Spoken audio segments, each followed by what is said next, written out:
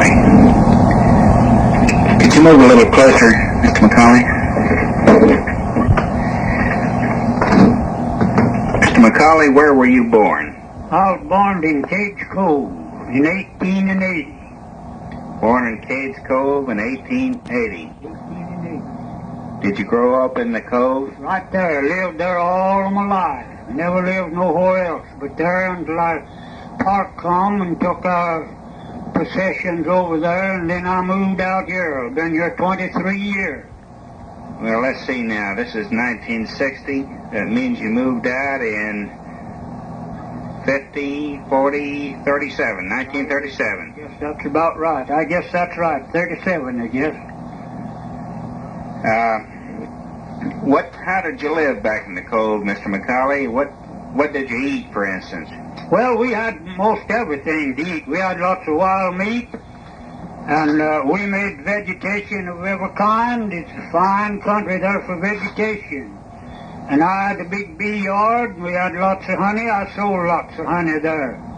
The 2 last years that I sold honey there, I sold 356 pounds right at my door for $20 a hundred. Couldn't fill the orders.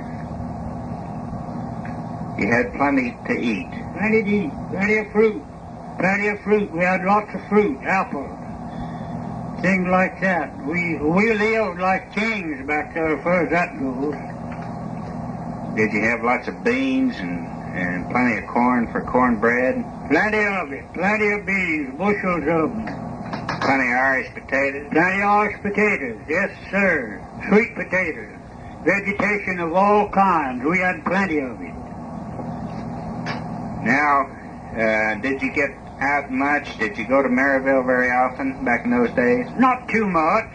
No, not too much. In the fall season, why, we'd peddle some to Knoxville, apples and potatoes and things like that, and buy our winter supplies while we was over there, and our clothes and things like that. And we never come out too much.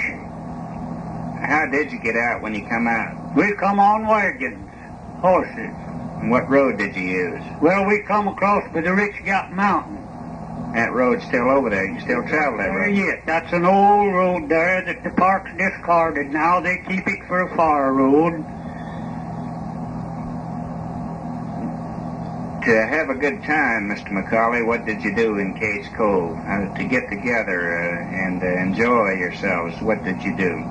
Well, we had lots of services there, such as church, singing schools and writing schools and things like that.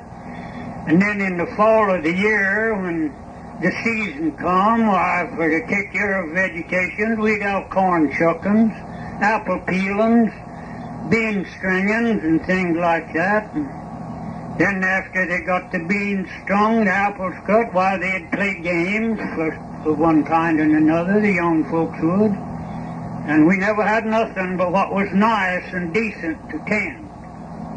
That was fine. And as I was raised up in that cove, my father, in his time, back in before me, he made the coffins, the caskets for the people that died in that place. There was no manufactured things like that come in there.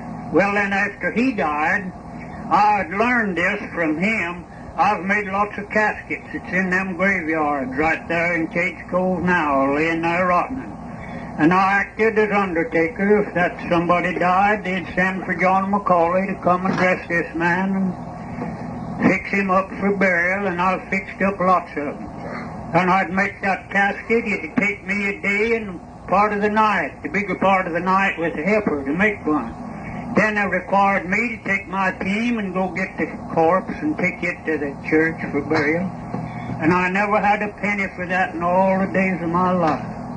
And there's lots of families that I made all of their coffins. I've made them and sent them to Cades Cove since I've lived here. Aunt Becky Cable's, I made hers right here in my shop and sent them to the cove. Oh, we lived like kings. Everybody got along well and knowed every family in the whole country and all their children.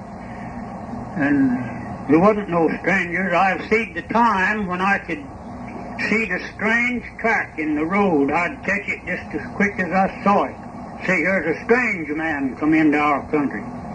How would you know? He had on a panco shoe sole. Nobody there wore that time. I know there'd been some stranger there when I saw his track. Because nobody there wore a panco shoe sole.